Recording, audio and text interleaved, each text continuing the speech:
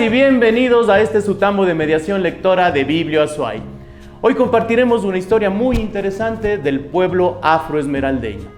La historia de cómo Papá Roncón aprendió a tocar la marimba. Si no has escuchado de Papá Roncón o de la marimba, te invito a que investigues, leas mucho y sobre todo escuches esta historia. Disfrútala. Amigos sí, pero diferentes. Yo conocí la marimba en casa de los negros, pero donde aprendí a conocer su música y a tocarla fue en la casa de los indios.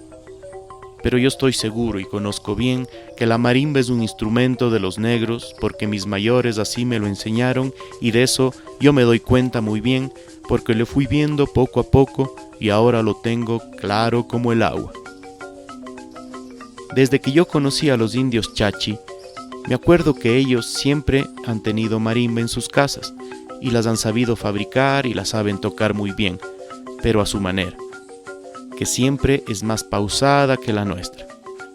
Ellos, en las tardes cuando regresan del monte después de que se bañan, salen al corredor y se dedican a tocar la marimba, y muchas veces, después de comer, siguen tocando la marimba hasta tarde en la noche.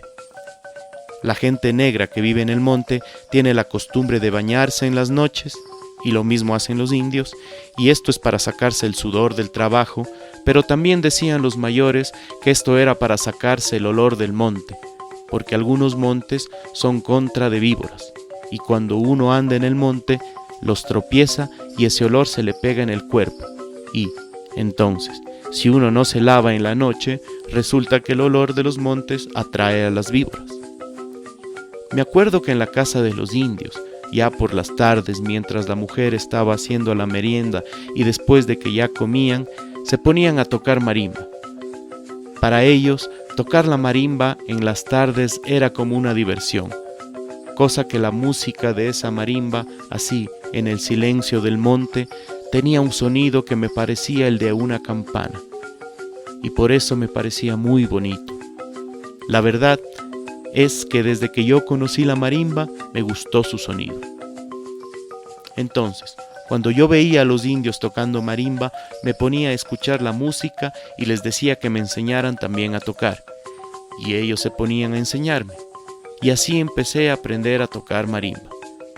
Pero aunque yo conocía que la marimba era de nuestra gente negra, fue con los indios Chachi del río Cayapas que yo conocí la música y los sonidos de la marimba.